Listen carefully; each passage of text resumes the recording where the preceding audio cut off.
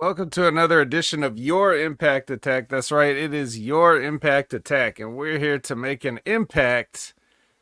I don't know. I got nothing. I got nothing. We got nothing. But who's we? We are the VBC. Together, collectively, we're known as the VBC.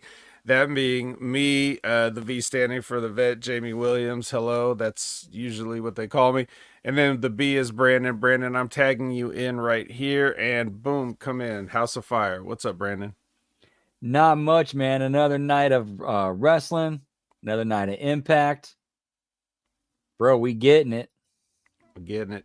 How about the C? We got some C here. We got a little bit of C here. Oh, we got Chat. plenty of C. Plenty of C, pal. Looks like we had Jerome Hall checking in earlier. We got G-Ball in the house. We got Liz. We got Lab Rat. How y'all doing? Yeah, long time no see. Whoop, whoop. That's right.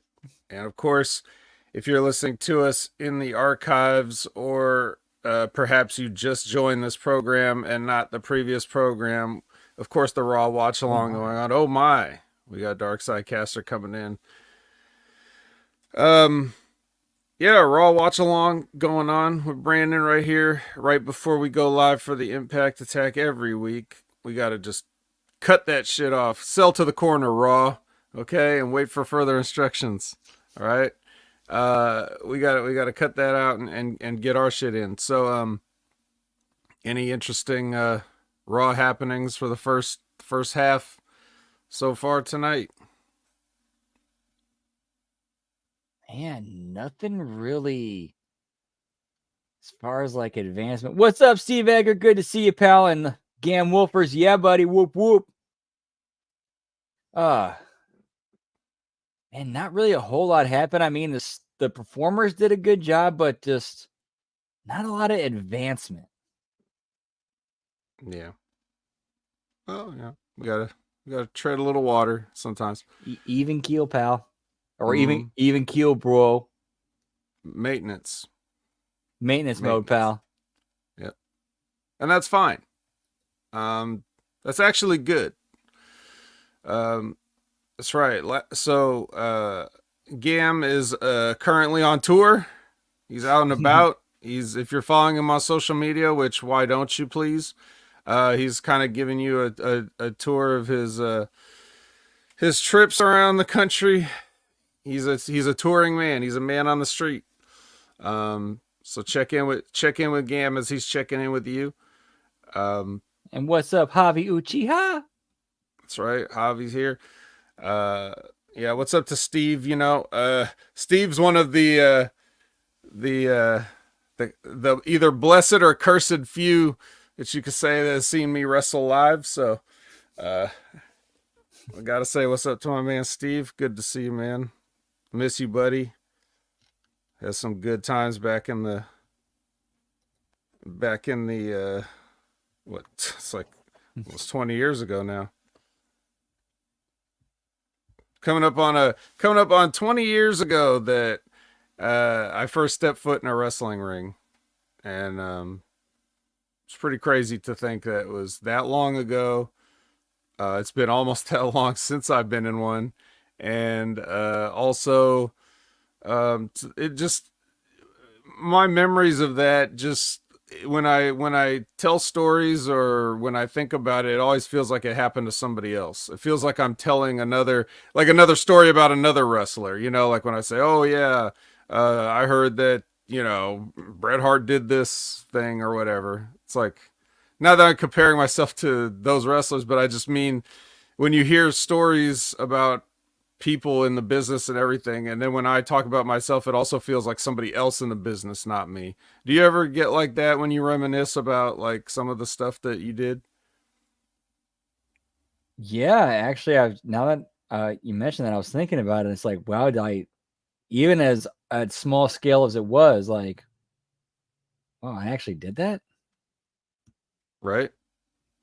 Yeah, it just it's weird. It's just a weird thing, and then you go back to civilian life, and it's just you're walking around and like these people don't even know what they see you, how they see you, and they would have no like sort of some of them just wouldn't believe it, you know, like it seems weird. And even the people that knew me back then thought it was weird that I was doing it, not like in a bad way, but just kind of like the way you think about it yourself. Like, wow, I really did that. They're like, wow, you really did that, because they see you a certain way, and they don't put you in that wrestling sort of bubble, like that picture that's stuff other people do, not you, you know. And I don't know, it's just kind of a weird thing. Did I ever wrestle Samoans? Probably. There's probably some Samoans somewhere. I don't recall. Were you there when Sonny Siaki was there? No. Never saw him. So I think he was there like 06, 07. Or that might have been Deep South, either OVW or Deep South, one of the two. Had to be Deep South. I never saw Sonny Siaki. I never saw the other Samoan kid that was in around that time. Manu. Remember Manu? Yep. The Forgotten Samoan. Never saw him. Yeah, wasn't he part of the Legacy for a little bit? He was. Yep. And Umaga was big at that time. I don't recall seeing him around ever. Usually Samoans didn't go to developmental because they were family and they already been trained as much as they were going to get trained. So it's like, it's time to just, you want the Samoan on WWE TV or not? They didn't really put a lot of them in developmental. Plus, like, you know, with like Jacob Fatu, Tama Tonga, Tongaloa, they've gotten world experience before they came back to came to WWE. Yeah, pretty much. So no, not really, but I did see a lot of people come through, and you know, just for Steve. No, I'm sorry, I did not know that, man. I'm sorry to hear that, but yeah, so weird wrestling memories, I guess, is the best way to describe my relationship with my past. But no real way to transition out of that. Also, no real news to speak of, perhaps, other than just, you know, like, as we started talking about the comment of G-Ball saying about the Samoans, because recently Alpha passed away too, and we just had Sika pass away, so now the Wild Samoans have both passed away in recent, like within like feels like 2 weeks or 1 week, or I can't even tell. Time's going by so fast, it's hard to even keep track of when it happened, but very recently, we know that. Yeah, I think it's like a couple of months, which is still super close. So between that and Kevin Sullivan, I'm just like, every time I open up, you know, a news thing or a social media feed or something, I'm like, all right, what's going to happen now? 45 days. Wow. It feels like last week. Time is slipping through the hourglass. And that's one of the reminders that whenever I see, like, whenever one of these things happen, when I get this, so-and-so passed away or whatever, then like, it makes me want to check in with the people that I haven't talked to from wrestling, you know. I texted, a friend of mine, and, I said, I just want to check in on him. And he was saying like, hey, luckily I avoided all the drugs and heart attacks and everything that everybody else has, gone through. I think I'm through the woods on that part. And I was saying, not that I'm so much worried for your health. It just reminds me that time is slipping away, you know? So that's just proof of it right there. But like I said, when I was talking about it with Jimmy on the wreckage, I mean, what can I say about Afa that you can't say about Sika? It's like I always put them together in my mind. Isn't that kind of how you view them, like the Wild Samoans, as as just like a pair? I rarely think about one without the other, you know? Yeah, exactly. Like you recognize they're individuals, but you can't think of one without the other because they just accomplish so much as a team. And that's what they're Hmm. known for. And everybody that, you know, whenever WWE's doing anything with them, it's like usually both of them. They're showing you stuff, old footage, or these tributes, even tributes when they're alive, like anything that would have to do with like a bloodline angle where they would show history and talk about the family, or have them be there for live appearances or things like that. It's like a lot of times they were together. So it's unfortunate, um but that's just what it is. Time marching on, regardless of how we feel about it or our place in it. Not to get too deep on a TNA review show, but because TNA is anything but deep. No matter how much cinematic montage footage and slow singing that they like to do in their. Oh, it can get deep in some areas, pal, if you know what I mean. Yeah, pal. I might. Um. So yeah. So I don't know. Did you see any sort of news or anything newsworthy that we could talk about before we get into it? Man, yeah, not a lot happened in the world of wrestling. Tony Khan teases his announcements, which, to be fair, if those announcements are what they're speculating, well, at least they do kind of live up to the hype of the biggest announcements in their company's history. I mean, new TV rights deal and Shane McMahon potentially signing. I mean, for them, that does kind of fit the bill, at least. Oh yeah, yes it does. Interesting stuff. New deal. I'm sure they're gonna sign something with their current setup. Just renew it. That's what I would guess. We're not gonna have any earth-shaking announcements. Meanwhile, somewhat tangentially related to TNA. Uh, what was I gonna say? They got their new deal where, what you call it, CW is gonna have the premieres of NXT coming up, like in I want to say October or thereabouts. Yeah, because So, that's where NXT is going, is CW, right? mm-hmm. So that the reason that's related to TNA obviously is because of this working relationship that they go on, where WWE has, they're like shadow signed Joe Hendry without having to like pay him a salary.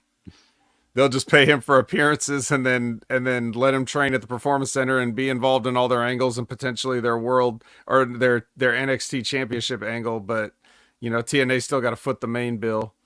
And Best of also, both worlds. and it also bypasses him having to go through NXT. He's going through it right now. Mm-hmm.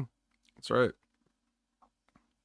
Yeah, I'm sure he's fine. I'm sure he's not putting on the headgear in the performance center and galloping sideways like you see all these other people do. Sure he's not going through that part of it.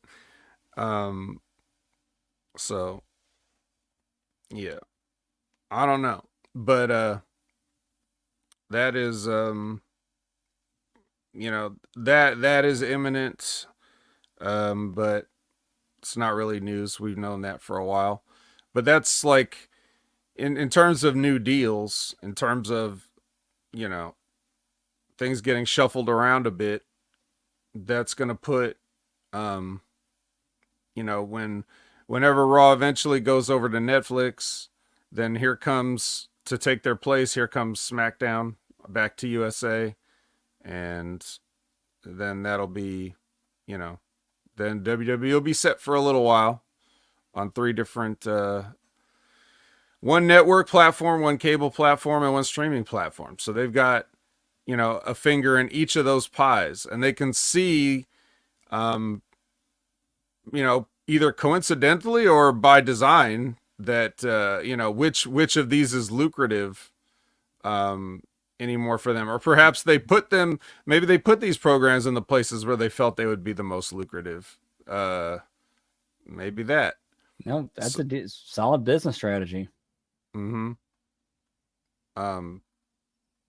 But eventually, we're looking at a future where everything's moving to streaming eventually. It's just like, how long are the companies going to continue to sell cable and satellite to people? And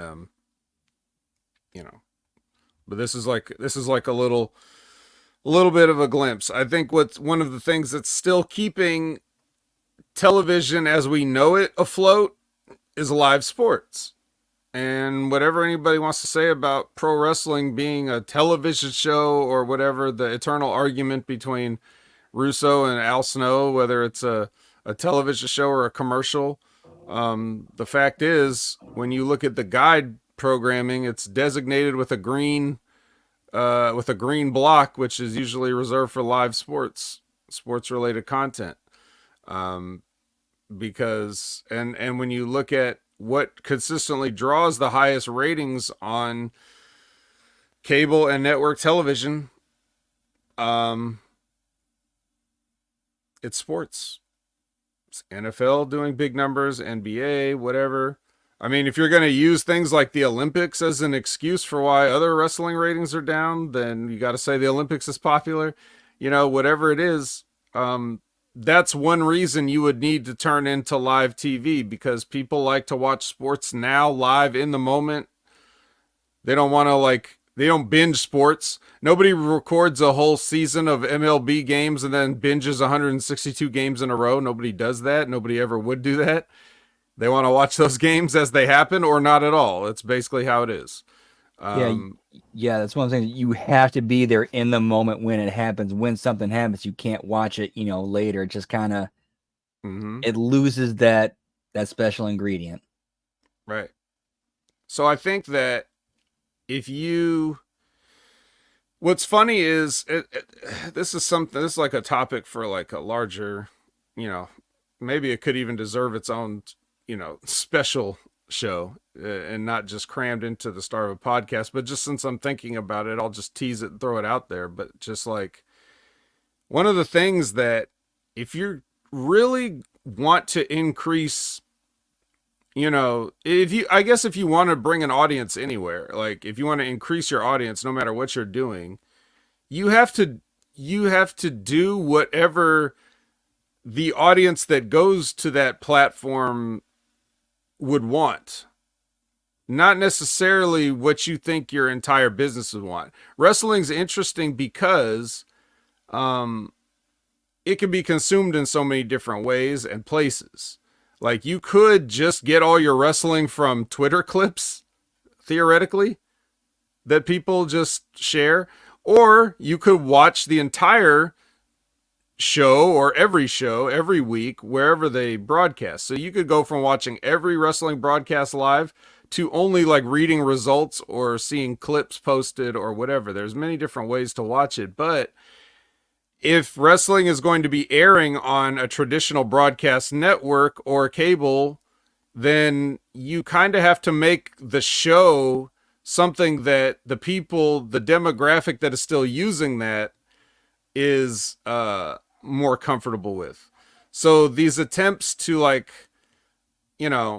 sort of integrate more modern things like social media, like when they say a digital exclusive from Instagram or whatever, or those when wrestlers will do the selfie promo, right?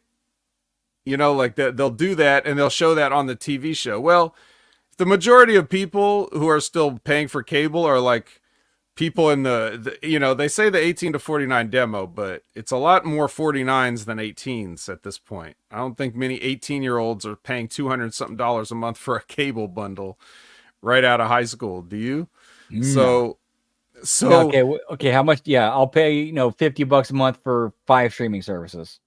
Yeah, if that. I'll convince my parents to sign up for them, but they're not using them. They're just paying for it for me. So So it's the majority of is older people that still have cable, and still watch network TV or watch TV as TV. Um, and so those are if you're running those shows on that on those platforms, you got to do those shows to simulate whatever people that are in their 40s and 50s now would have grown up watching wrestling as. You can't go too far away from that. And then you think of the young people that will either stream wrestling later, like they'll either stream it off a pirate feed, they'll just get it from clips, like they'll watch WWE YouTube clips, or they'll watch clips on Twitter, or they'll just whatever. It's going to be the same to them. They're only going to watch what they want. They're only going to cherry pick what they want. They're not going to sit through maybe a 3-hour Raw. So it doesn't matter like whether the entire show is catered to them. The entire show can be catered to older viewers, and then the young people can pick out the clips that the young people watch on Discord. Liz says, yeah, that's something they might do. The young people are going to find the clips, and they're going to like what they like regardless. But I think you have to sort of cater to your older audience for the broadcast show. And then when people are clipping stuff out of that, that's where you go after the younger demo. You have to go after people where they're watching. So if Billy Corgan has an NWA show on the CW app, ain't no old people going to be watching no app. Okay, sorry. They're just not. So that show is going to be viewed by predominantly younger people. So in that way, he can be a little more experimental with the stuff that he does on that. More modern, more something catered to a short attention span crowd, or the kind of crowd that only has time to watch clips and stuff like that. He can make his show geared around that, even though it's ironic because NWA is more traditional, like wrestling setup than probably anything else out there right now. But I'm just saying, since he's exclusively on an app, run it like you're on an app. If Raw's on going to Netflix, you can run it, do like little more modern twists and, play a lot more with that augmented reality and like pre-recorded stuff that you could pop in during the stream. If you're on USA on cable, you got to go with a more old school, setup that like you would have seen in the 90s and like that. You got to cater to those people's attention spans because the clips are going to end up the same. What do you think about all that? No, I'm with you, man. Like you got to kind of, I never thought of it like that. Like that makes a lot of sense. Like know your audience and cater to them. How hard is that? Right. It's like I say, you could sell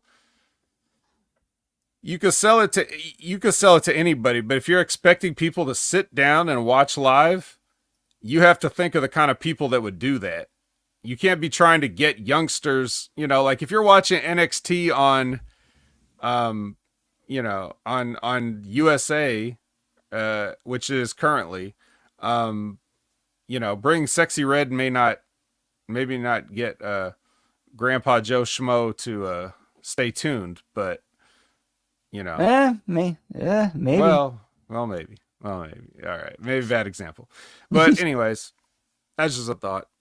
I don't know. Happy Halloween, pal. Good to see you, Canada Spaceman. Whoop whoop. All right, happy Halloween. A little early. Not too early for pop-up stores. Again, follow Gam Wolfer's social media. See his tour of the East Coast. Yeah, I'm just thinking of like, I'm watching TNA. I don't know what audience they're going after, but if they're on Access TV and we're seeing commercials for some some sort of like a supplemental powder mix that's made out of beets, it doesn't exactly scream TikTok generation to me. We could see where their advertisers think of their audience, right? If we're watching commercials for fucking beet powder on TNA, right? I'm guessing maybe they're expecting them to be Office fans, and they're like, "Oh, Dwight Schrute." Maybe. I don't know. I'm reaching there. Yeah, we're trying. All right. Well, let's reach out to the community because we got a question We got a question on social media. I saw this. I'm sure you did. You were tagged in it. And it is, of course, from Chris Winland. Who else would it be? Chris Winland is always taking care of us and giving us topics to talk about besides TNA as we stall trying to talk about the body of this show. But he has a question, which this can go on for a while too. We might get a 2-hour episode out of this. And his question is, he says, and I'll just read it how he wrote it. 450 is usually a finish, but Ciampa no-sold it on SmackDown. Please share thoughts on Stars no-selling and when/how does or doesn't work, and your perspectives on finishing moves in general, or finish moves in general is what he wrote. But yeah, great question. That topic is almost another show in and of itself. But we can basically cover that. We can share our thoughts on it. Let's take it piece by piece. So first, did you get to do a SmackDown watch along? And you probably saw this spot that he's talking about. That spot specifically, I did not get a chance to watch, unfortunately, so I apologize. But yes, there was a SmackDown watch along. Okay. So I assume, if he's saying Ciampa no-sold it, I assume that means that he just kicked out or whatever. Because I watched it, but I watched that, obviously that match was very boring to me because it features DIY. So I was probably paying more attention to my lunchtime salad than I was to actually the match. But I don't think that what happened, I would assume that what happened was not that Ciampa laid there for the 450 for the length of the time that it took the guy to climb up the top rope and then come down, flip, and come down and crashing down on him. And then he just popped up and started punching. I don't think that's what happened. I didn't recall seeing that. But I assume he just meant he kicked out and he's saying it's a no-sell. So let's start with that. The spot, whether you remember it, seeing it or not, whatever. But what do you think? Okay, so a guy kicks out of a 450 and then what? Is that a problem? First, we have to ask who did the 450 and is that their finishing move? Yeah. Exactly where I was about to go. Like, yeah, is that a signature move? Is that something that they, bust out on the normal, or is it that what they usually put people away with? Right. So I forget who did the 450. I don't even remember who they were. That's how much I care about, the state of tag team wrestling on. I would have to think really hard about who it was. Was it who could it have even been? Street Profits? Is that who they were? Who did they face? It was Street Profits? Okay, Liz says it was Street Profits. So I assume it was Montez Ford. Montez Ford does not traditionally do a 450. He usually does like a frog splash of some kind as a finisher. So you could put it like this. This is first of all, in general, this is the way I always explain the idea of finishing moves. And I want to preface this by saying, I'm going to give this a real good New York preface. I'm all for protecting finishers, right? There are exceptions, which I'll get to, but I'm in favor of protecting them. I do not believe that they are ironclad. I'm just in favor of protecting them as the rule, right? And also, if somebody uses, like, say, a super kick as a finish, nobody else on the card uses super kick. Right. Unless you bring in somebody that was using it, and then you can do that. You can actually, Rip would always say, don't do somebody else's finish unless you're doing an angle about who has the better finish. Then you can make a thing out of it. So if somebody's doing the same stuff, you have to acknowledge that on your program. But anyway, yeah, that makes a story right there. The baseline of what I'm saying here, if you want to take it back to a sports analogy, right? Take whatever sport you want to, you can make an example out of any sport. But let's just say, since I mentioned, baseball earlier, okay, so let's say Hall of Fame, Nolan Ryan, right? Let's just throw Nolan Ryan as a pitcher out there, right? Nolan Ryan had an extremely, you know, like a shutdown fastball. Like he threw the ball so hard, people had such a struggle hitting it. However, Nolan Ryan did not strike out 100% of the batters that he faced. There were many times Nolan Ryan threw his best pitch and someone jacked it out of the park. It happens. It happens to everybody. No matter how good you are, your best pitch could be somebody else's best swing. And if they just so happen to meet, then we find out who's better, right? So no pitcher has gone undefeated. No pitcher has thrown every game perfectly. There's always somebody that can hit your stuff, even if 9 times out of 10 they might go down swinging, that one time they got you. Okay, so same thing with finishers. You could have a finishing move that you throw perfectly. You know, I hit this guy on this suplex. I dropped this guy on his head 9 out of 10 times. But this one time I messed up the suplex, he was able to kick out. If you think about it that way, that's how you can justify if a finisher doesn't work. And it certainly works in that context if you're talking about somebody else. Like, if a pitcher that's known for his like dirty pitches, like his sinkers and his curveballs and these other things, because he can't throw as hard as a guy like a Nolan Ryan or a Roger Clemens or whoever, if you have that guy try to throw the fastball, it's not going to be as good as Nolan Ryan's fastball. He can't throw it as fast. He can throw it hard, and he can throw it right down the middle, but it's not going to be as fast as Nolan Ryan's. So he's going to get roped a lot more than Nolan Ryan would. That's the thing. So if you use a finisher that you don't normally do, or you try a move like a 450, hey, I'm trying it out. Oh, maybe I didn't get all of it this time. So that's how you can explain that specific instance, or any instance of which you want to tell the story of a finish didn't work. Right? Seems to make sense, right?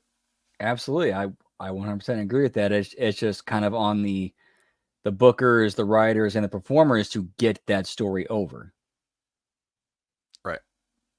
Now, and the announcers to help tell that story too. Yeah, I mean, the announcers do, but that's the thing. You can't rely, when you're putting your match together, you can't rely on your announcers, because you still have a live audience there to watch you that aren't hearing them. So everything that you do, the announcer can help you, but you can't rely on the announcers alone, because you can't assume that everybody's going to watch it. Nobody in the building is hearing the announcers, and people might be multitasking and they might have the sound off when they watch your match. Who knows? So you have to, if you're telling a story in that ring, that's got to be you. Your story has to be self-contained. You can't rely on outside elements, is my philosophy. Now here's the second part of the question. Please share thoughts on Star's no-selling and when or how it does or doesn't work.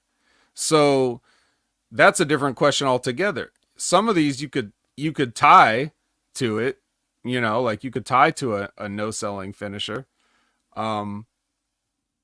But in general, that's a different question. How does no-selling work or doesn't work, right? If you could think of a better example of no-selling than Hulk Hogan hulking up, I'd love to hear it. But I think that's the first thing that would probably come to most wrestling fans' minds if they hear if they have the idea of no-selling. You think of the spot of Hulk Hogan hulking up, right? So you certainly can't argue that that's a time when it works.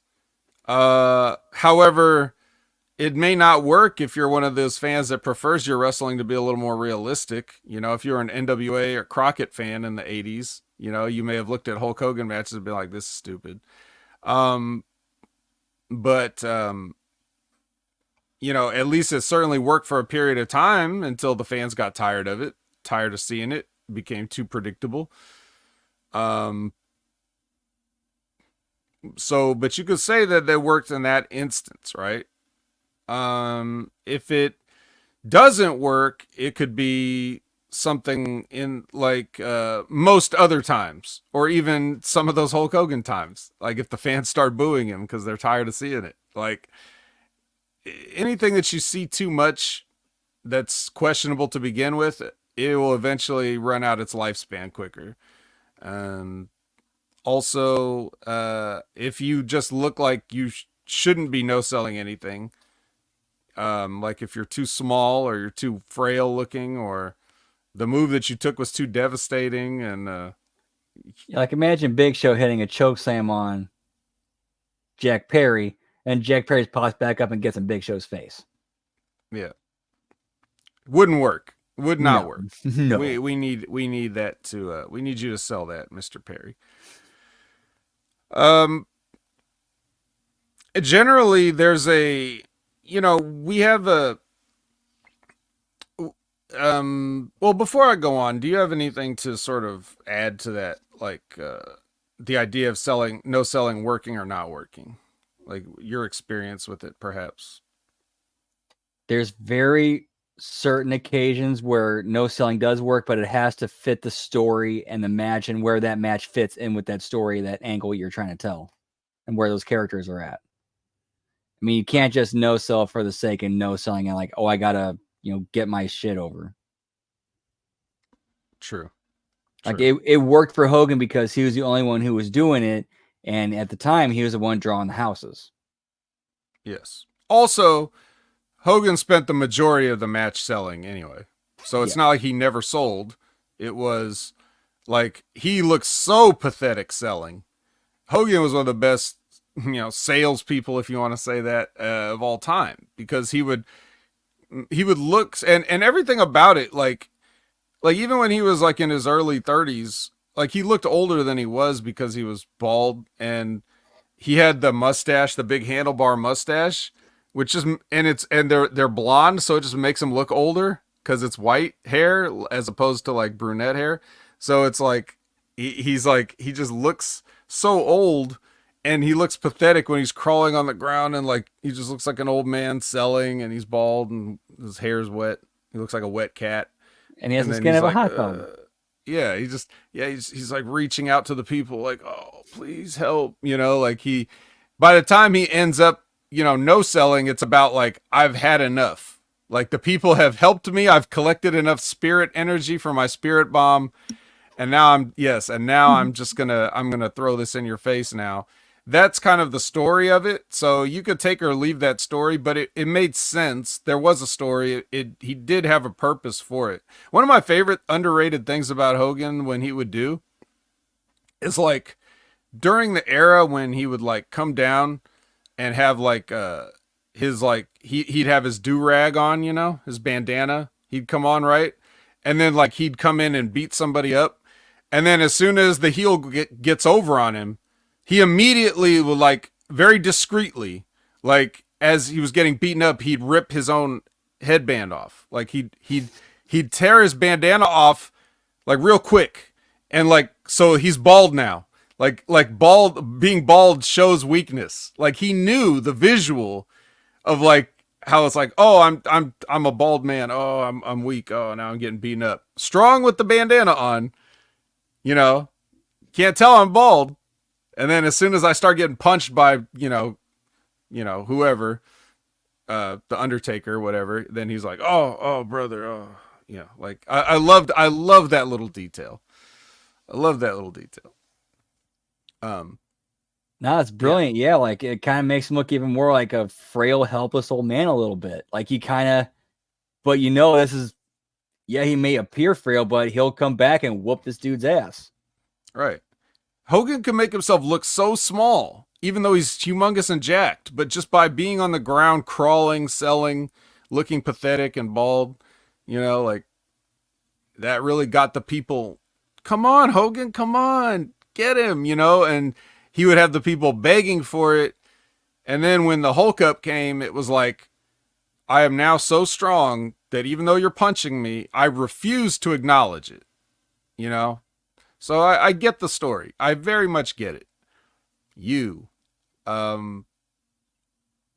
Everybody can't be Hulk Hogan though, despite Al Snow's advice, when he says, WrestleMania 3, the match that drew the most money is the best match and everything. So his advice is just be Hulk Hogan or Andre the Giant.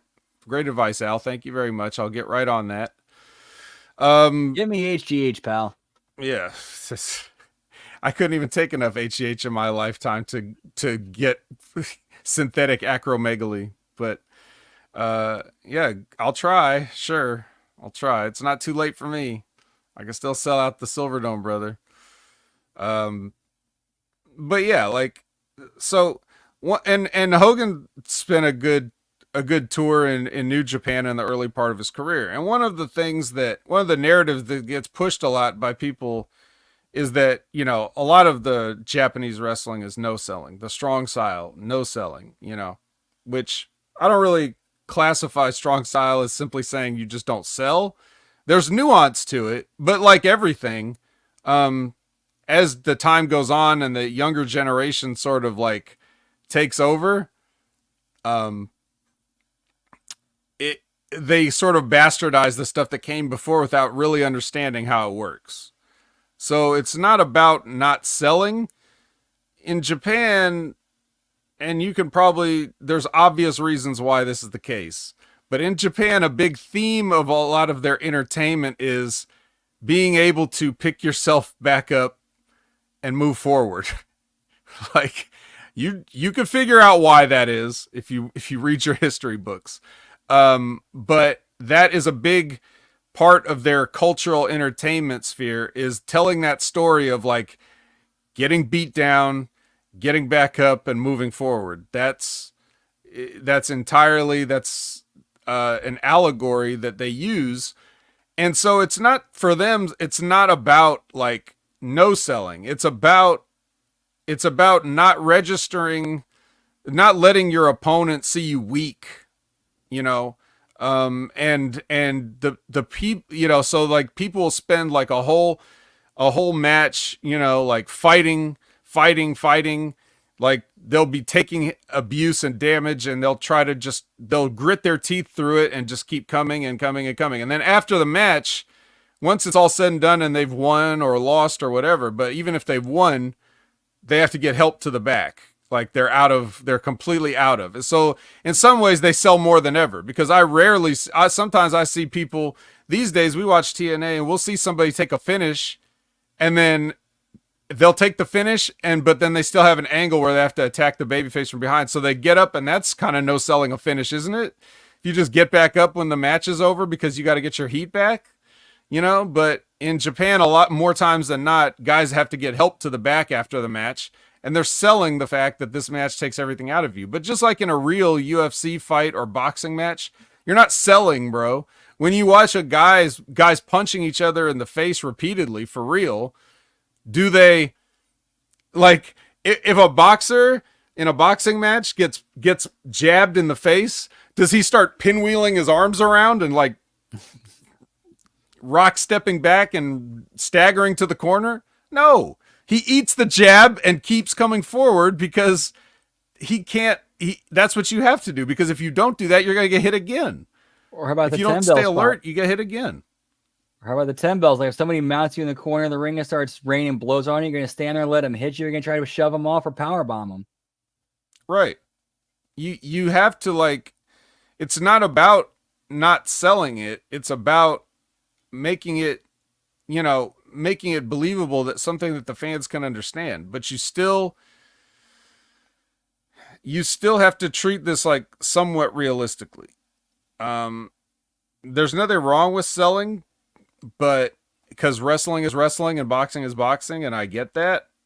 But when it's just when people say it's not realistic that I sort of have a problem. Like, well, realistic is you're not gonna just stagger around like a drunk, you know, like no one's going to do the Terry Funk sell in a UFC fight. Because if they do, the ref is like probably going to stop the match. Like, oh, this guy's done, and wave it off. You have to just grit through it. So that's sort of Japanese style. And if you see guys like Ishii, right? The Stone Pitbull, we've seen Ishii here in Impact, you know, over the years. He's made his little appearances, and he's on AEW kind of going around right now. One of the things he does is like a signature spot where he'll like no sell somebody. Like some guy will forearm him and he'll just walk forward, And then he gets to the point where he like leans into the forearms and backs the guy into a corner. So he does this whole thing where the guy's hitting him and he just refuses to acknowledge that he's being hit until he finally hits the guy. Then he hits the guy and the guy goes down and sells. And then after that, when the guy is down selling, Ishii goes and sells everything that just happened to him. He like leans on the ropes. But the point is, I'm not going to let him see that he hurt me. I don't care if I'll show everybody else in the building that I'm hurt from what just happened to me, but I can't show him, because this whole thing is about breaking your will and showing that you can't hurt me. So people call that no selling or New Japan wrong style or whatever Ben likes to say, who's never watched a New Japan match in his life, but still wants to talk about an entire genre of wrestling like it's the problem with wrestling today, which it could be if you're talking about people that watch it and copy it without understanding it, yes. But there's a reason why they do what they do, and it works in that sense. The problem I have is, even in Japan, you have way too many people doing those spots on the card, and I don't think those spots should be for everybody. I don't think the opening matches should be doing fighting spirit. I think that should be for the big main event matches. But everybody does it. Yeah, I think that's just an issue. I think it's part of the problem too, is that it's not unique. That should be like one match on the card. You do a spot like that instead of every match on the card. Right. And that's just a good rule of thumb for everything. You don't want to have people see the same thing 10 times in a row. You know, I don't want 10 headlock tackle drop downs. You know, I don't even want 10 lockups. There should be a match that starts with not a lockup, like a jump start or something. Like you just want to keep things fresh and interesting. So that's its own challenge, but that's not about no selling. That's just about that particular spot. And the fighting spirit spots that are called no selling are supposed to be, I will say that they're supposed to be not about, I'm not selling it. Well, they are. They're like, I'm not selling it. I'm not, you aren't hurting me, even though you are hurting me. And the people will see the effects of what you're doing, but in your face, I can't acknowledge that I'm hurt. Because if I acknowledge that I'm hurt, then you've won already. That's the story. So that's another way it works. And when it comes to finishing moves, you know, that's another thing that people think about. Let's say, for example, wrestling in Japan is that they just kick out of finishers all the time, which is really not the case. In the past, 7-8 years I've been watching New Japan, I've seen on their cards, I've seen maybe 4 or 5 times that someone kicked out of a finisher in 7 years. Like, it's not as prevalent as people think it is. So, I don't know. They protect finishes over there. It's important to protect your finish. It should be the thing that ends the match. And if and when it's time for somebody to kick out of your finisher, you will know. You can't just do it like Kevin Owens does it, where it's like, yeah, just kick out of my finisher, I'll kick out of yours, pal. Or Johnny Gargano or these fucking guys. Like, they're the ones that aren't doing it right. But,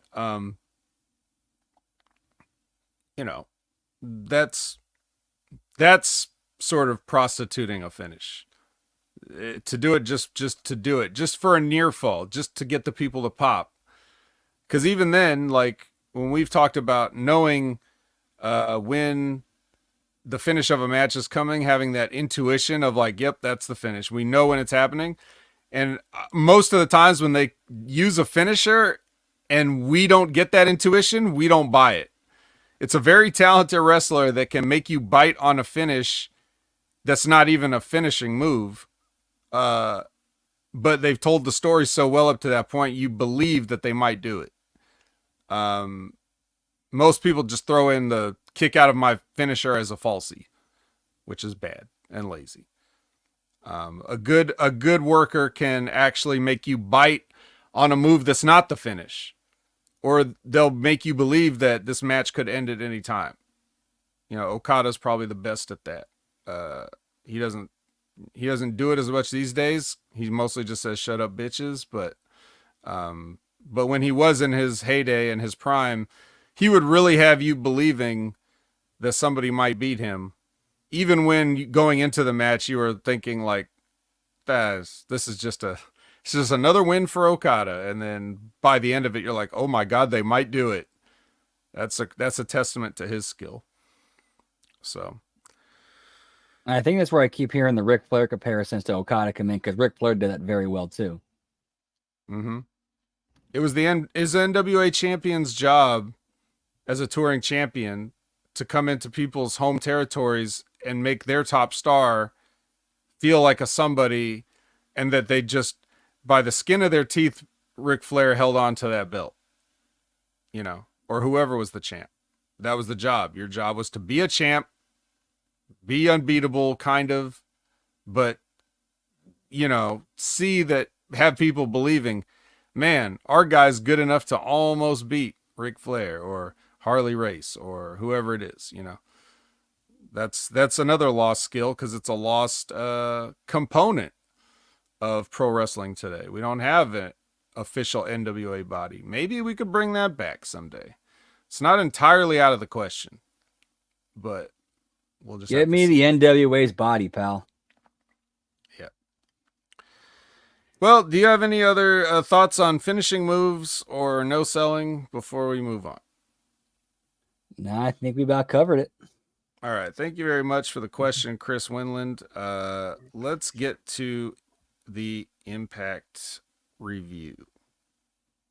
All right. We're starting off with a catch-up packet, as we often do.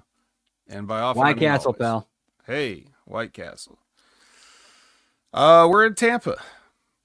This is Tampa. We're in Tampa for this set of recordings. And we're going to start with the 3-way qualifying match for this Ultimate X match that's happening at Emergence. It's going to be Chris Bay versus John Schuyler versus Riley Osborne from Chase U. So there's a little bit of that NXT representation. Not a long, catch it from Media M5, baby. No hunts. Sorry, pal. Sorry, pal. Yeah. No matter how much respect we want to show to you, it will never be hunts. Never. And you know what? And I think he'd appreciate that. Yeah, he wouldn't want us to change.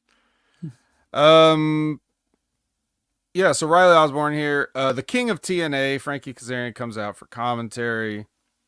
And my note for this match is John Schuyler is fat. Like, I swear he's going to have a heart attack or something. Plus, he's fat. He's fat. He's so fat, and he's got like a singlet on. It's like, so his gut is like hanging over his tights, and it's the singlet's working overtime to hold it in. And to me, that just means that he's not working on a regular basis. So like, his cardio's down, his body fat is up, and it's also the reason why. It also tells me that him being fat also tells me that because he's not working as often, that because when was the last time we seen the Good Hands, right? So he's had this time off, he's gotten fat, and as a result of that, that's one of the reasons why they called him back, because they're putting over Riley Osborne. He got dragged off the futon to get shooting star pressed by our guest here, and that's exactly what happened. So Riley Osborne from Chase U moves on to Ultimate X. So, yeah. What are your impressions of young Riley Osborne? Nah, kid's got a good look. He can do some stuff. He is kind of lost in the mix with Chase U and everybody else there got something going on. So, sending him to TNA and having him be in the Ultimate X match is, a good opportunity for him. Yeah. It remains to be seen if any Chase U will accompany him to that show, which they did not for this show, which is very un-Chase U-like. I really would have liked them to be available for this in some fashion. I could see them showing up at Emergence. I think that they're probably saving it for that. If that's just my thought process of what they're thinking. Yeah, but they still should have. Chase U should have to, to get the gimmick over. I would want like if you're a TNA fan that doesn't watch NXT, you have to get the gimmick over. This is a school, some delusional guy running a fake school, but still, you have to get the gimmick over. So I would have sent at least Andre Chase and probably everyone if I could, but it would have been nice to do that, to help get the gimmick over, to get more exposure for Chase U, to really, I just think it would have been better. We didn't get it, whatever reason. I'm sure there was a reason. It probably wasn't good enough of a reason. Chase U field trip. We've seen that. That's actually a good idea. Like, you could actually have them do it, like set it up on NXT, and then they appear that Thursday on Impact. Yep. I understand it can be hard to coordinate sometimes with, one weekly live and one, set of month-long tapings, but still, like, figure it out. Yeah, you can still shoot the footage. It's just like, okay, when do we air it? That's all. That's it.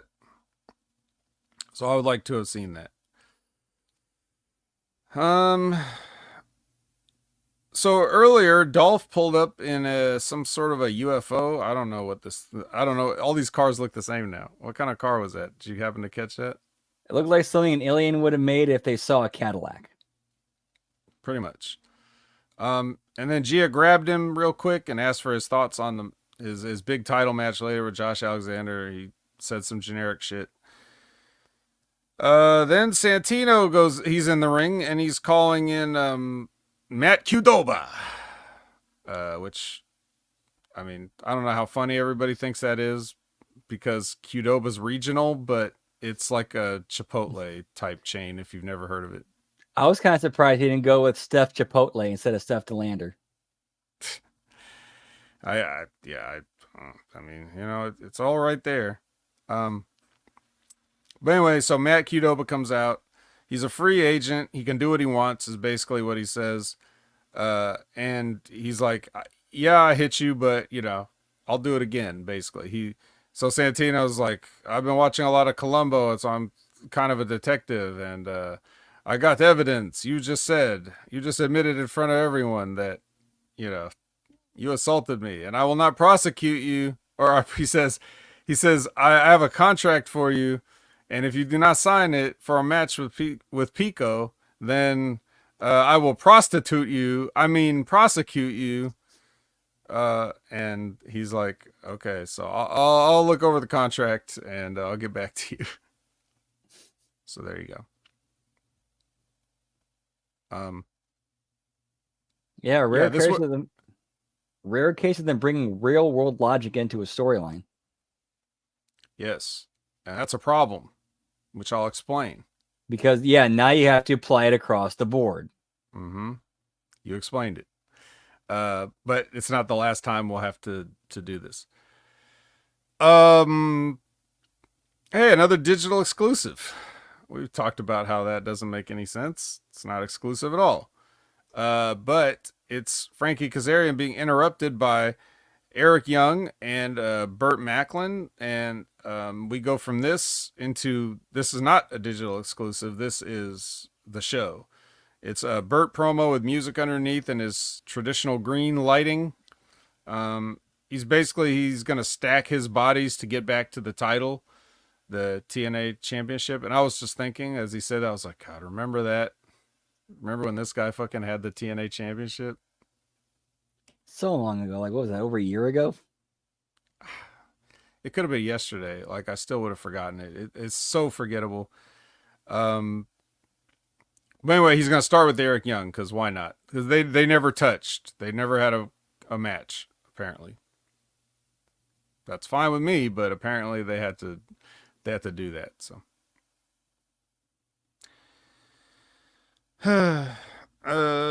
okay, well, now we have Tasha Steelz versus Giselle Shaw. Now we know the storyline going into this is that Tasha Steelz is a cheater, and that's the only way she could have won.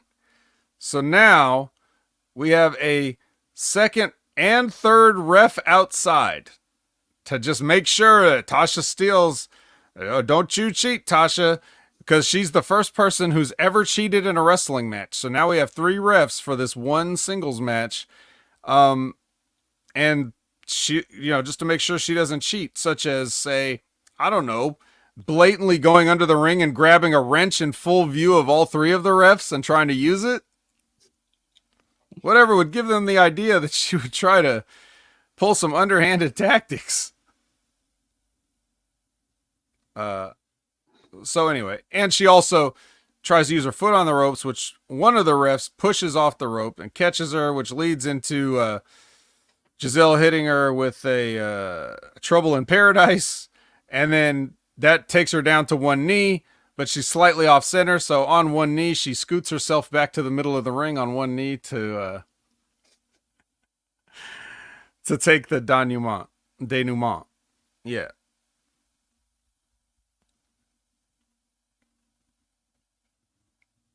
Have you ever been staggered so hard that you took a knee and then you realized you weren't where you wanted to be, so you just scooted over on your one knee to sell somewhere else?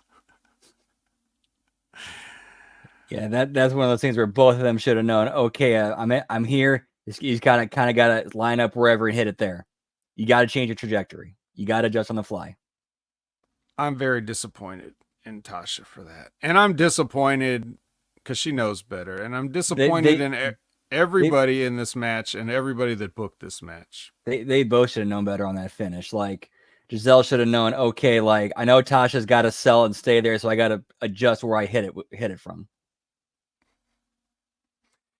That's even weirder than, like, being on the mat and, like, scooting yourself in a position. If you can move, if you're down to one knee and you can move, just get up, just stand up. But that's one thing. Most people probably didn't notice that because, hey, who cares? Wrestling's fake. I ain't gonna pay attention to details like that. But 3 refs for one match in 2024. I've never seen this. In all the years I've been watching wrestling, I've never seen the angle where, I mean, I've seen some angles where people have been accused of cheating.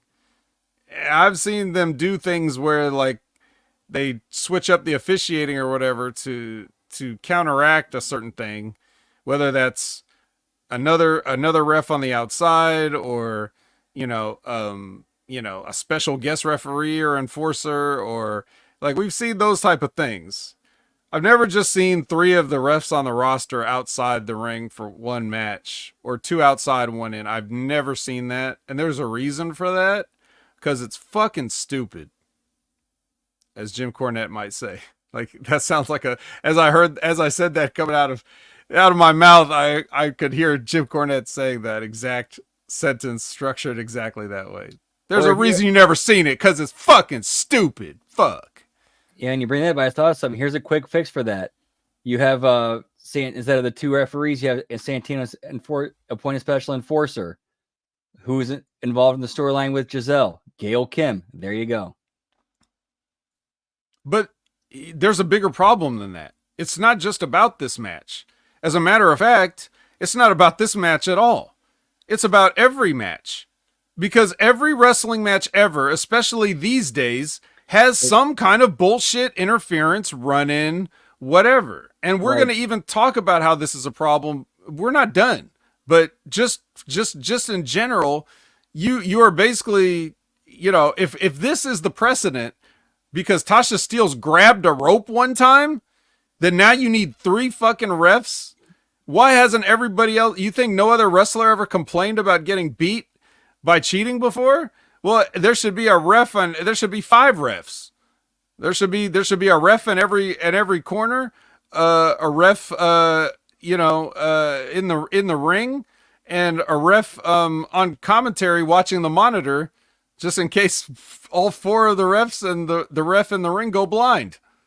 Like, we need 5. Like, why stop at 3, and why not use 3 for every match? Why isn't this just the standard? Why would you? This is insane to even call attention to it. Most people would just say, okay, you want to cheat in the match, then we have a no DQ match. Like, that's basically what you would just normally do. but now you're not only shitting on your current angle, you're not only shitting on every future angle because you're not going to do this. You're also shitting on retroactively every wrestling match that ever happened. This is one of the stupidest things. I would almost rather see Eric Young get stabbed again on camera than to see something as fucking dumb as this. This is like, yeah, this is like saying, you know, oh man, there's this fly. I got a fly problem in my house, and instead of going to the store to buy a fly swatter, you just burn your house down.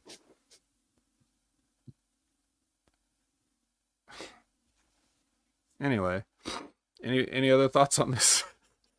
Burn it down.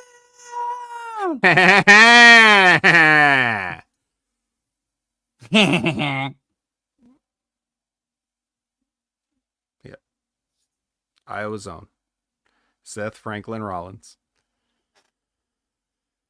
Okay, well, so hey, yeah, instant replay. I didn't even bring up instant replay, but yeah, there you go. Why not that? Which they've done that before, which is another problem. You know, I said the same thing about that. Like, you're cherry picking when you want to use instant replay to overturn one of your, you know.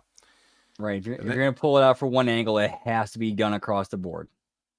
Right. That's why you just either don't do it, or you have to make, like, you know, you could be the promotion that has two refs at all times. You could be that. And then you just have to get more creative with your finishes because you can't do that bullshit anymore. Or you just have to distract two refs. Or you have to send out as many people as there are refs for distractions. But you got to be consistent. Why would anybody get special treatment? Why would somebody not complain about not getting special treatment? We'll get to that. Security finds Santana face down with the system standing over him. I think you can put 2 and 2 together to see what happened here. 2 and 2 equals fish. Yep. Obviously, Santana was trying to get some potato salad, and Fat Eddie beat the shit out of him single-handedly. And then the other system came and they helped because, you know, they're a team. That's what happened. We get a little clip of Joe Hendry's NXT adventures.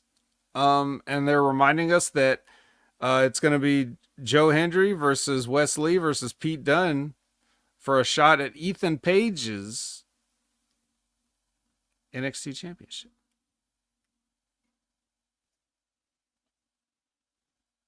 Now the system's in the ring. Do you have anything to say about this NXT Championship opportunity?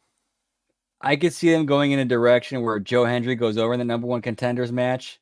And then when he wrestles Ethan Page, that's when Josh Alexander shows up in NXT. Could be. Mark that down that Brandon said that. You can hold him accountable for this. Well, this is all speculation. We don't know. Kazoo that. Systems in the ring now. Lish says, looks like Moose has the night off. You know, because of the potato salad incident. But Santana's music hits, and he bravely makes his way to the ring. And on the way, he's with one good punch, he knocks out both of the the tag team guys with their NBA Jam shirt. Bam. Or you could say one good hand. One good hand. You could. Except Santana's a little better than that. He's not fat. Bam. Knocks out one Fat Eddie. Bam. Knocks out Fat Myers. Then takes out JDC. And then he gets in the ring for his match. He's like, yeah, I don't care. Ring the bell. I'm tough. And then we get Moose versus Santana. Brandon, I just saw a match where you had 3 referees for a tiny woman to make sure she didn't cheat. We only need one ref for this match that's 5-on-1, and the one guy is injured because they already beat him up. And I guess the director of authority is also fine with this. Like, he doesn't need to supervise this situation at all. He's probably just backstage pacing, waiting for Matt Qdoba to look over his contract. But instead, we have a 5-on-1 because the system did not leave the ringside. And this guy's already hurt. One ref. We just need one ref for this, right? Oh, yeah. That ref's got it. He's got it, right? And we, Moose kind of plays with his food a little bit here. And Santana does get some offense in, of course. This was his consolation prize for doing a job. Like, well, we'll beat you up beforehand. And you'll make a brave stand, but eventually you'll... Finally, Moose spears Santana. And then Joe Hendry runs in with one chair and the system powders. And he says, Joe Hendry gets on the mic and says a bunch of stuff. But importantly, he says that next week it's going to be Moose and JDC versus another pair of enemies that they made, the Hardys. So, Hardys reunited in tag team action next week. How many refs do you think for that tag team extravaganza? All of them. They're having a party. Daniel Spencer is passed out on the couch. We're gonna need a ref to follow around Jeff all day and make sure that he doesn't take anything. For sure. So, like I said, we just saw 3 refs, and now we're seeing a 5-on-1 shark tank here, and a piranha tank, any kind of vicious fish tank. One ref, it's fine, no problem. Maybe the other refs were tired from their reffing. Any other look, I will say this. I'll say something good. We got a Moose match. We got a singles Moose match, and Moose was great in it. He did everything right, but maybe a few too many pump kicks, but that's a nitpick. Yeah. At least they're trying to get Santana over as a never say die everyman babyface. Yeah. I would also nitpick the fact that I don't need him to get beat up backstage beforehand. I mean, all Santana's ever been in his entire life was part of LAX as a tag team with Ortiz. Up until now. I'm not saying that to reduce him as a person or to be reductive of him in his career.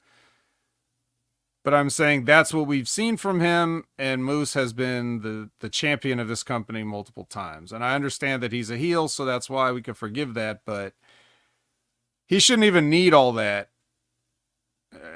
Santana could just do a clean job, actually, and it wouldn't be a problem.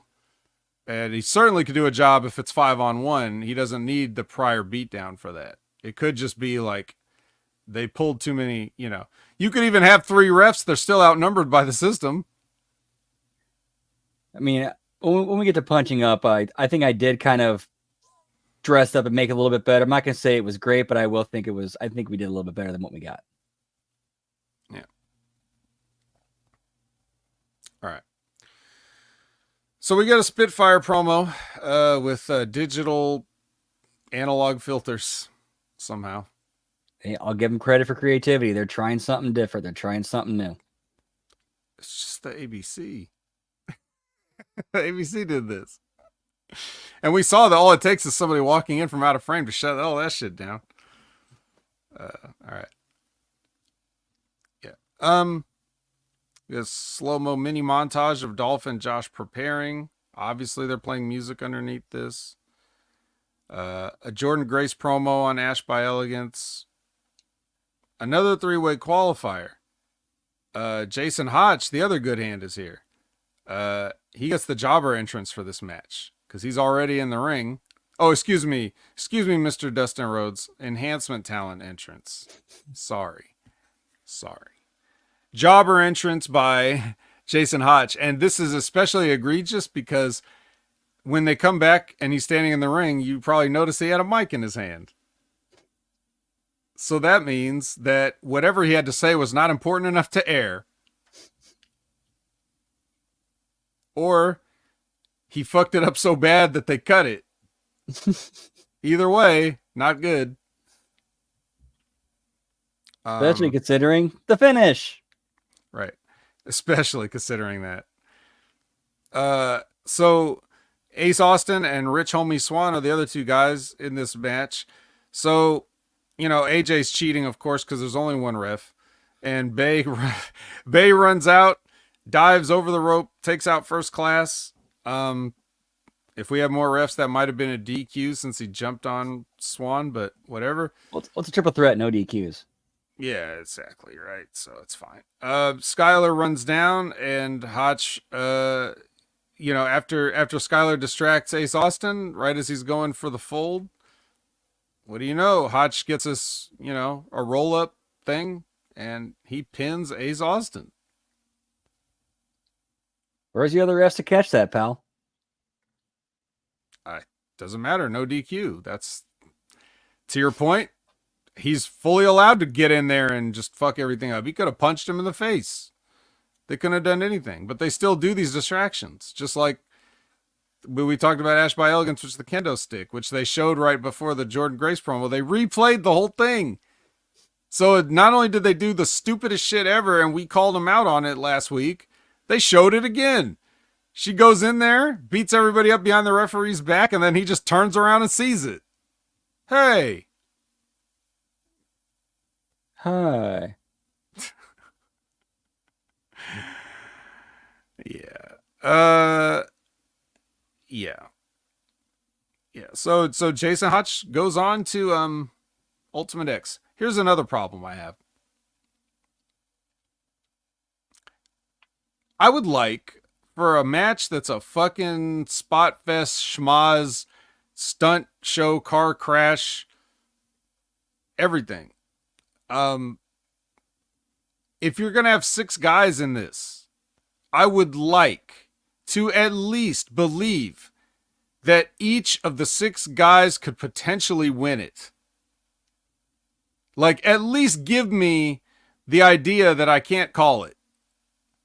That any one of these guys might be believable as not only as the X Division champion. Who could be the X Division champion? Could it be a guy from NXT, Riley Osborne? Like things like that. You want to have those questions in your mind. You may have an idea who you think they're going to go with. And it may be obvious who they're going to go with. But I wouldn't give anybody the idea that it's obvious who ain't winning. And when you put Jason Hotch in a match like this, instead of, say, just, for example, an Ace Austin, which if you did that where it's like Ace Austin qualified and Chris Bay didn't, so now you have that thing to play off of with their dynamic of they're still the tag team champions, but now it's like, well, now I don't even get a chance to, like, if they were both in the match, we had a chance at the X Division title. Now you are the only one that has a chance. Okay, we're not doing that story. That's out the window for Jason Hotch. And then who's the other guy? Rich Swann. Obviously, he's been the TNA champion, so he could certainly be the X Division champion again. And if you want to get First Class some heat after, AJ just lost his belt that he bought and his digital media belt, having Rich Swann be a champion, it keeps them as First Class. We're living up the gimmick. We're champions. We're rich. We're balling. We're doing all this. We're making big moves and everything like that. These are 2 ways that you can go, even if they're not going to win the Ultimate X. If you watch the match with these guys in it, you're like, I could see how Rich Swann, I could see how Ace Austin could both win this match. Jason Hotch ain't winning shit. This is insulting. It's just like, you're only doing it for the sake of doing it, just to say, I bet you never saw that coming. Yeah, there's a reason we didn't see it coming, because it fucking sucked, and it makes no sense, and you ain't going to do nothing with him. And it's not a match where you need a guy to take the fall, because it's Ultimate X. You just climb up and grab a big fake X. Well, the X is real, I guess. You get a big wood or plastic X or whatever it's made out of. I think it's the belt in this one, because it's actually for the title. Right. You get a belt. You get a belt, you get a belt, you get a belt, everybody gets a belt. Oh wait, it's TNA, not AEW. Right. Well, it's basically TNA. Yeah, that's right. You get the belt, as I didn't even remember. Yes, Mike Bailey decided he wanted to be in this. Like, he wanted to qualify for this match even, which he did. Champion qualifies to lose, potentially. So, I hated this booking. What do you think? What goes through your mind when you see a Jason Hotch pin a current TNA champion? I think they're kind of going for the surprise finish just for that specific match. Be like, oh, just to kind of get people thinking like anything can happen as far as the finish goes. Not a good example. Not a good way to do that. Okay, that was my next question. Do you agree with that? Okay. Decent thought process, wrong people, and poor execution.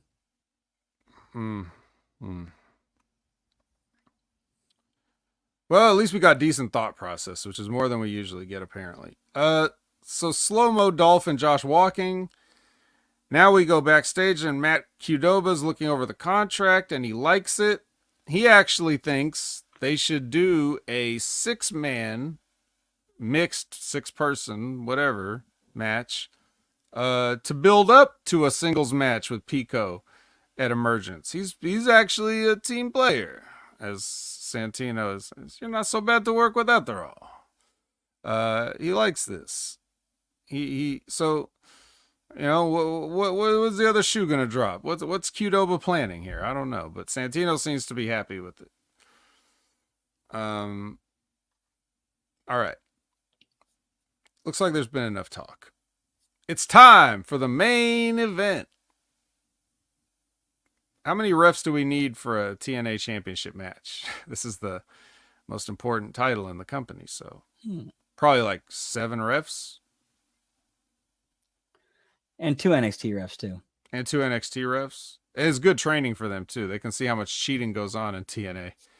They're not used to this level of cheating down in the Performance Center. TNA thought 1 ref. They thought 1 would be all right, so we're fine. It doesn't end up mattering, though. Did you have any thoughts on this match, Brandon, before we tell you the people what happened in it?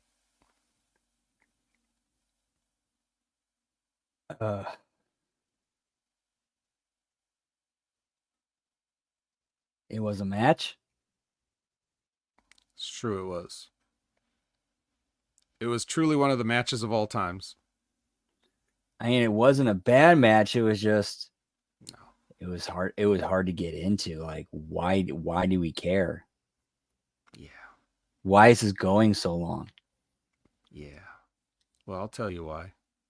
Like, if this was built up to and was like a pay-per-view payoff, that'd have been one thing. But like on free TV with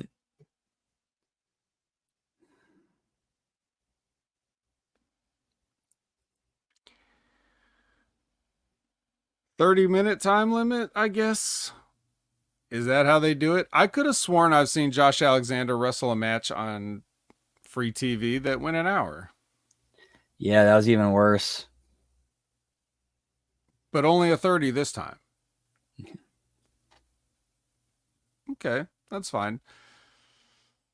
I mean, if you want to use the excuse that now the announcers may have tried to explain this. They did say hey, it's all the time we have left in the show, so that's our allotted time. Right. So there's a various reasons why that doesn't make any sense and is also stupid. Number one, you could have put this match anywhere on the show and you chose to wait until you had 30 minutes left. Secondly, this is not live, so you really had no excuse. If the match went longer, then you could have said halfway through the match, you could have said, we're out of time, and then left, and then you could have started next week's Impact with the 30 minutes, the next 30 minutes, and then go to a draw there. And this is what happened at the end of last week's episode. And it doesn't matter because it's taped. So it's not like the live crowd would have to sit through 30 minutes of something, You just show the footage and you start with that. If you wanted to do this. So you could have done that. They didn't. And not saying that they should have, but I'm just saying, like, we're cherry picking when we want to do what we want to do for the service of our own bullshit angles. So what we did here was TV time remaining, which is fine for matches that don't matter, that are live, but for taped shows, doesn't make sense. Anyway, we do get a time limit. And then, of course, Dolph is going to ask for 5 more minutes. Because why, of course, why wouldn't you? Why wouldn't you as the champion? And Josh Powders. And then he's like, no.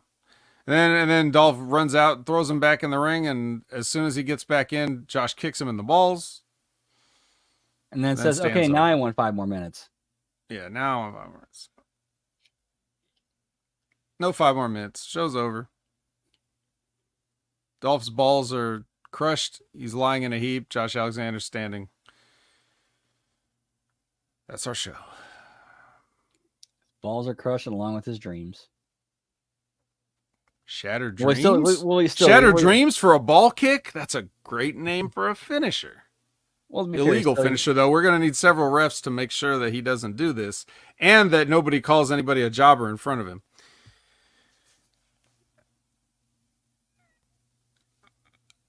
It sounds like I really didn't like this show. There's one weird thing about it, though. I actually did kind of like the episode. It felt like it had an electricity and an energy, perhaps due to the crowd in Tampa. It just felt, even though it was taped, it felt more live. It felt more immediate. It felt more urgent. It felt more in the moment. Even stuff that was kind of like I would have looked at, like I could picture, as I was watching some of these matches, I was picturing like, man, I could totally see this match having been on an old episode of TNA or even when it was Impact Wrestling, and this just being fucking dead. Like the crowd being dead, the announcers being flat, but it wasn't. Everything felt really live and really urgent. I liked how the show felt. And then they turned around and made some of the worst booking decisions they've ever made. Ever. So it was like it dragged, like you can't win everything. It's like you get something really right that's hard to get right because it's not always up to you. No matter how good a show you try to do, sometimes it just doesn't have that electric feel. And then you fucking book it into the ground. So like you have to enjoy the show in spite of all your stupid decisions. I thought all the matches on the show were good. Like I really didn't have a problem with the matches. It was just the finishes and the angles around them that were like, huh? So that was my thought on the show. Like, what did you think? Did you see that same thing, or what was your experience? Yeah, I did kind of feel the same way too. Like I thought some of the matches were a little bit long, but I thought the pacing and the structure of the show and the way it was built was pretty well. Crowd was hot. They definitely breathed a lot of life in the show. And the way you talked about it, like how much hotter and how much more of the crowd have contributed and made it better had they given like them a show that was like worth them putting more emotional energy investment into it. I don't know. We'll have to see how this carries out over the next, But, it's like you can't have everything. For every step forward, there's 2 steps back. So I guess I would rather have the hot show, like the hot crowd, because quite frankly, most of them don't probably even notice half the stuff that we're talking about. They're just there to have a good time. So that makes for better viewing, but you can have both. It's about everything in life.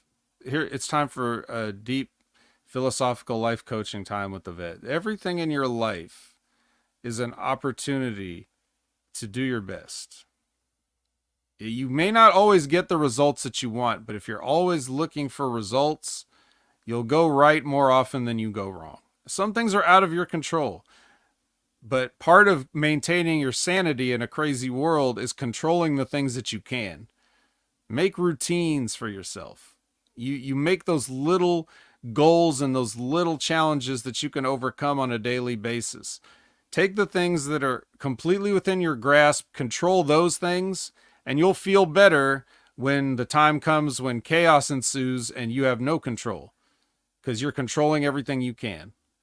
So TNA was gifted with a hot crowd, and they could have, they wouldn't have known how hot the crowd could be at the time they were planning this, but they all should have had more experience and been more intelligent to make some of these decisions differently. And then that would have contributed to an even better show. The end. Now it's time for Brandon to tell you how he made the show better. Yeah, pal. Let's get it. Whoop, whoop. All right. So, of course, you open it up with our recap catch-up packet. Ooh. That's the red one.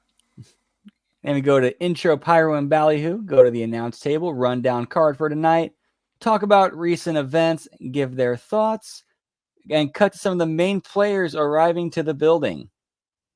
We go to an in-ring. Josh Alexander music and entrance. Alexander promo about how everyone is talking about the NXT partnership and Joe Hendry.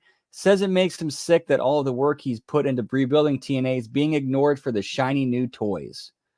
The system music and entrance. Moose says that him and Alexander have never been friends, but he and the system agree with him. Moose proposes an alliance against mutual enemies. Nic Nemeth music and entrance with Mike Santana and Joe Hendry. Nick says that they don't have to wait, they can fight right now. Nick, Santana, and Hendry hit the ring to fight the system and Alexander. And then the Hardys out to even the odds and send the heels running. And we go to our first commercial break. We go backstage to Santino's office. He says that no one will be allowed ringside during the Moose versus Santana and Nemeth versus Alexander matches tonight. And that also includes 10 minutes after the match's conclusion to prevent any beatdowns.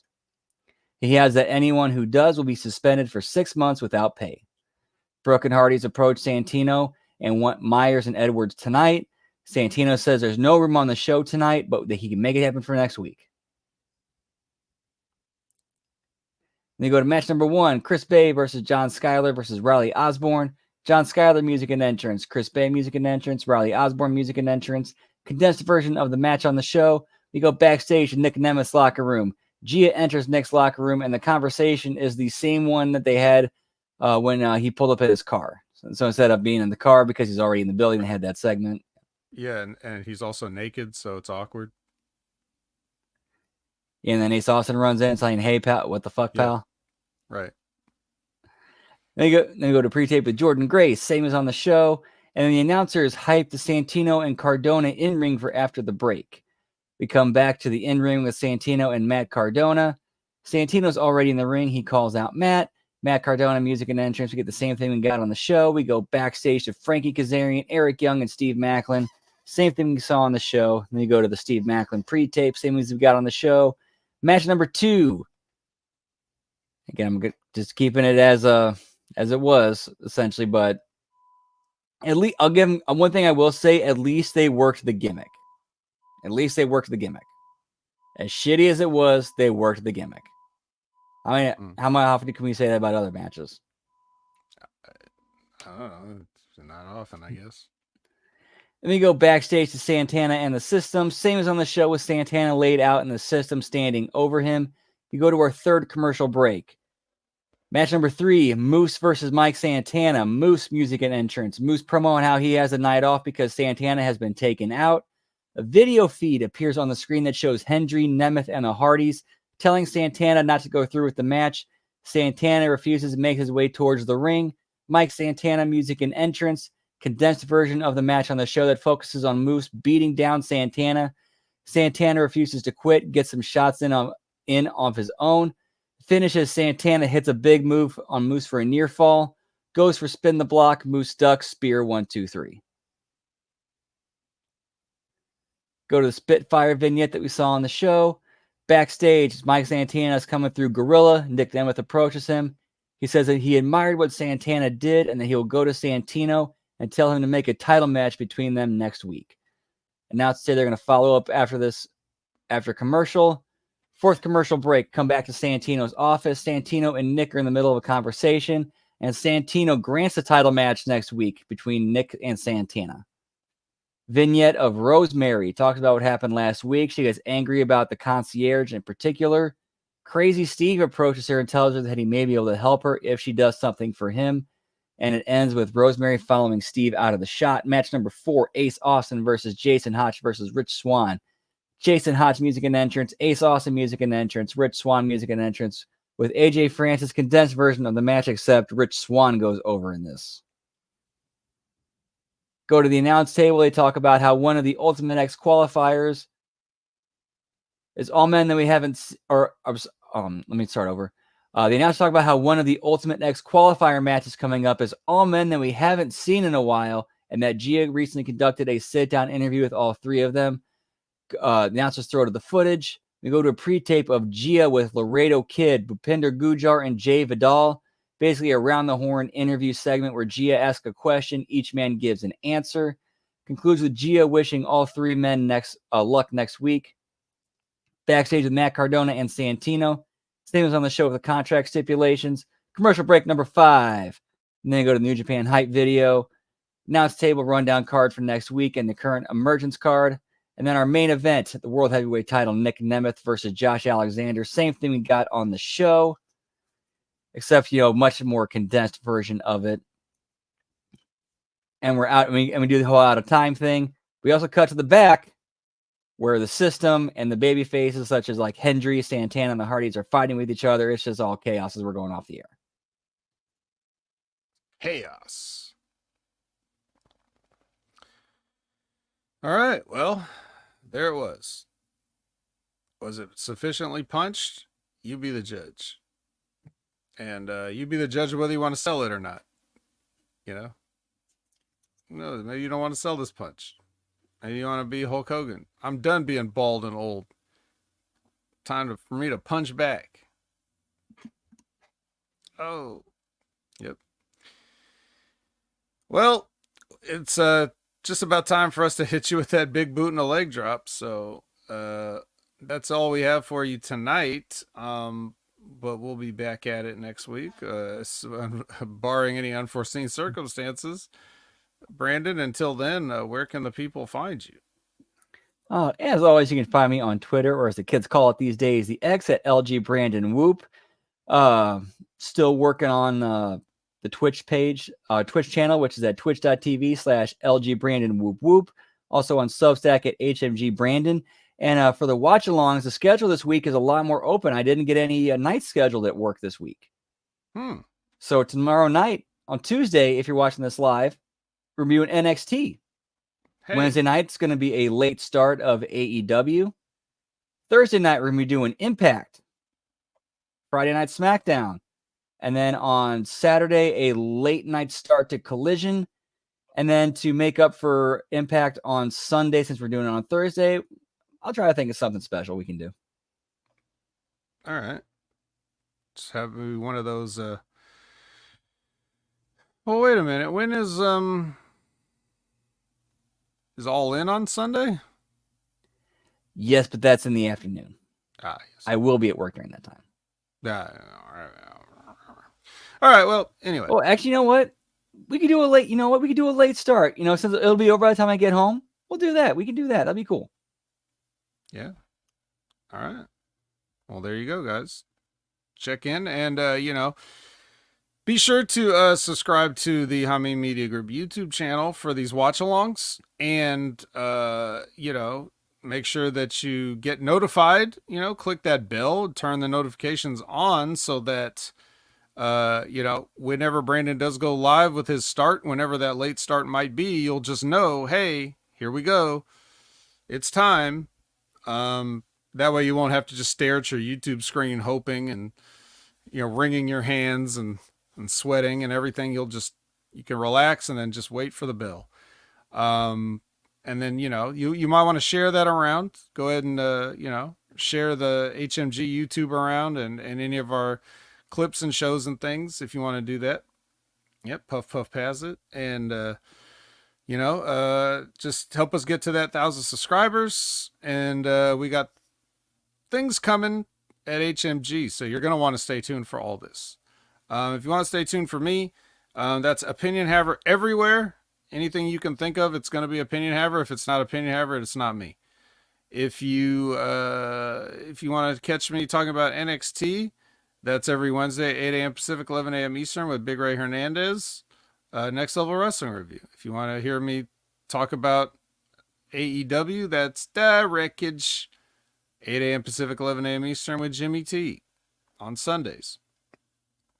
If you want to ask Rib Rogers a question, that's every Concrete Friday at 8 a.m. Pacific, 11 a.m. Eastern on the Wrestling with Rib Rogers YouTube channel.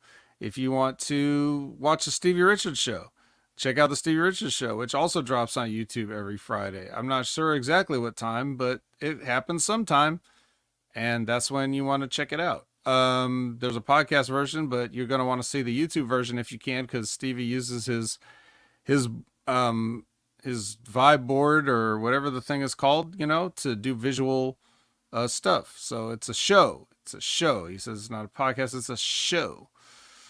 The Steve Richards show, very exciting. The last week he talked about the star ratings, and he said what makes a 5-star match to Stevie, and if you're interested in that kind of a discourse, then they talk a lot about all that stuff and more. And then JTG, he's got his YouTube channel. You're going to want to follow that. Recently opened up memberships, so if you're interested in supporting him that way, you could do that. And that's pretty much everything I have. So we'll get out of here, lay down, take the 3-second tan after we drop the leg on you. For Brandon, I'm the vet, and